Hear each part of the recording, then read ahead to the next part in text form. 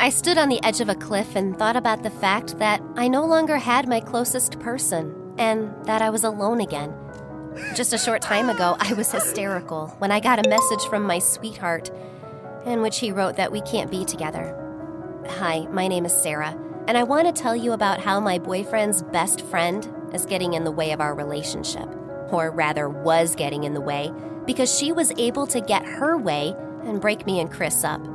There have always been the three of us in a relationship. Me, Chris, and his best friend Stella, who hated me at first sight. It was nothing out of the ordinary that she would throw rotten eggs at my house, or the stinky surprise in my school locker. At first, I didn't pay any attention to it because I was so wrapped up in my love for Chris. But then I started to get really annoyed.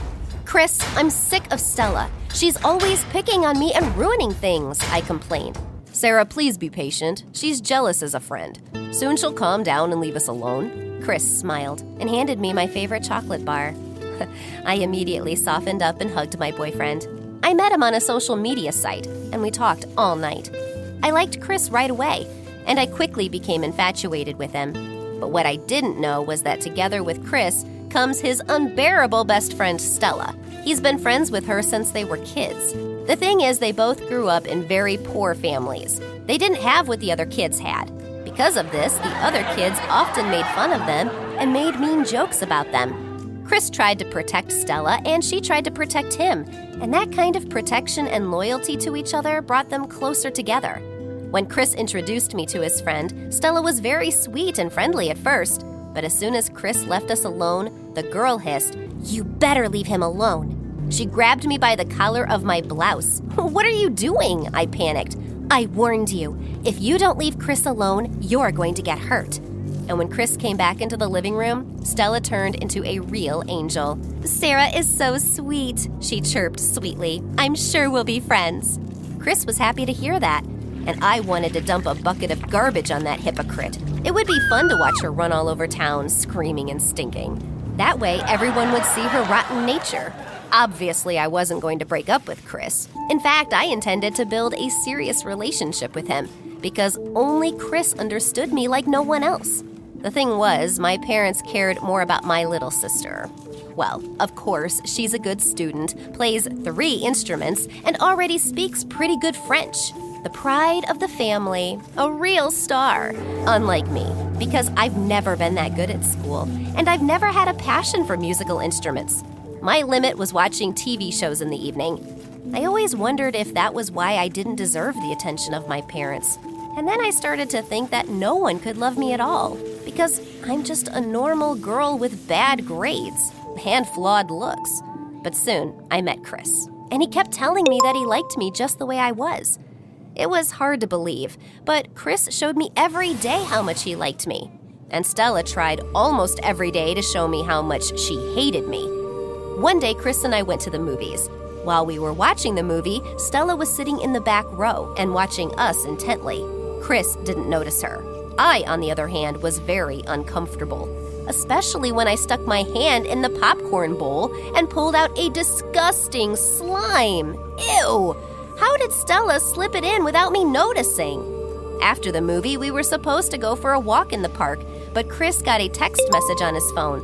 "Oh no!" he exclaimed. "What's wrong?" "Stella's been hit by a car." "What? She was just sitting in the theater watching us."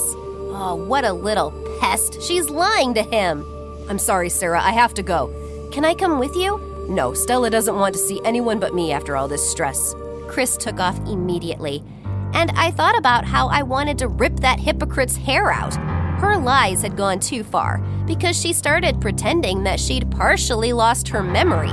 And now my boyfriend wasn't meeting me after school, but Stella to help her remember everything.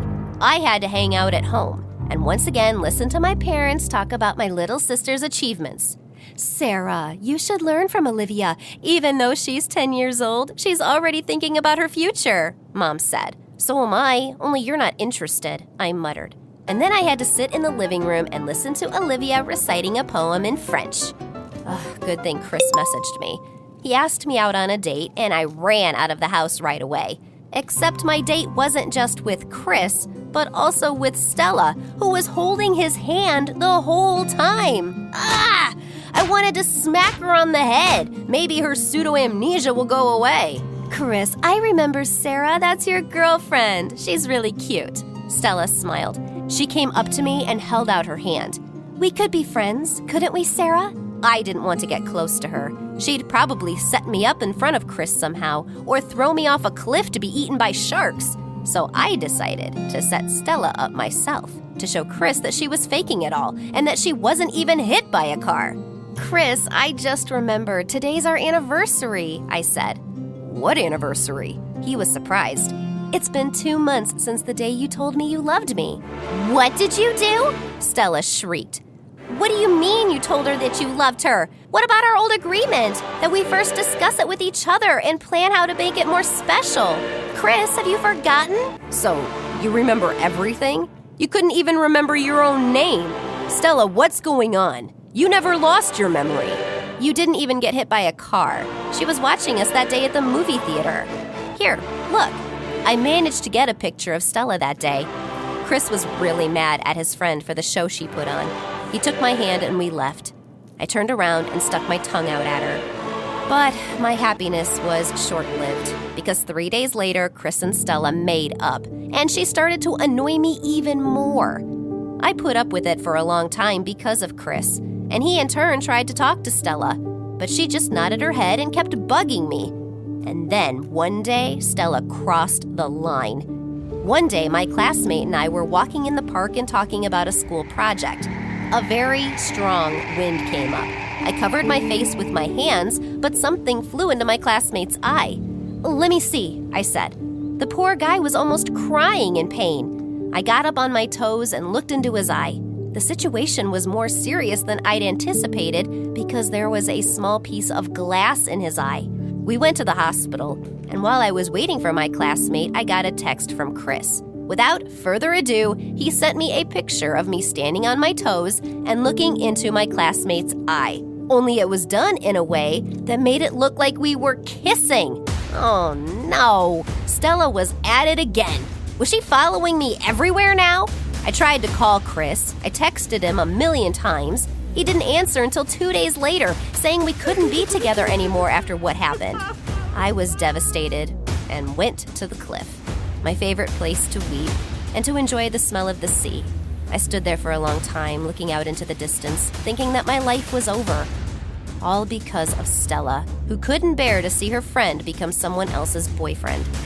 When I was coming home, the wind was blowing hard, and it got stronger and stronger by the minute. Then it started pouring. I ran to the nearest building, but on the way I saw some girl standing by a pole.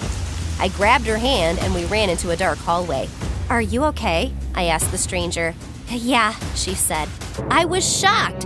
It was Stella. I recognized her voice. I switched on the flashlight on my phone, pointed it at her face.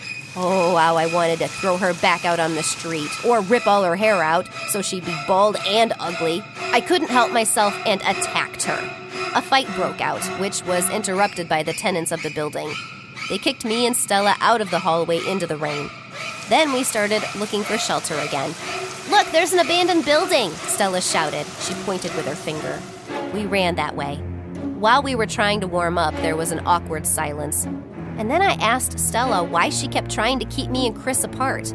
He is my best friend. You could even say my brother. He and I have always been together ever since we were kids, and he used to spend all his free time with me.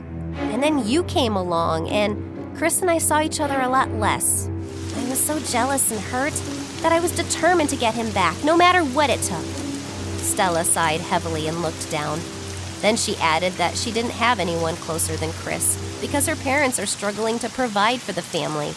They're always stuck at work, and now she's all alone all the time. I understood her, and I told Stella about my family. And that's how we got to talking. And then Stella apologized to me for her behavior. Now I understand why Chris fell in love with you. You're very kind and nice. Stella and I hugged. Who would have thought she would be my friend? The next day at school, we were chatting like nothing had happened. But then Chris came up to us. If you're fighting again, I'm gonna kill you. The guy was nervous and he was talking nonsense. What's wrong with you? Stella was surprised. I know what you two are doing, arguing and fighting. Stella and I looked at each other and laughed. We explained everything to Chris. We said that we got to know each other better and that Stella would stay out of our relationship. I thought you'd forgotten all about me, that I didn't mean anything to you anymore. That's why I framed Sarah with that picture. Stella cried and Chris hugged her.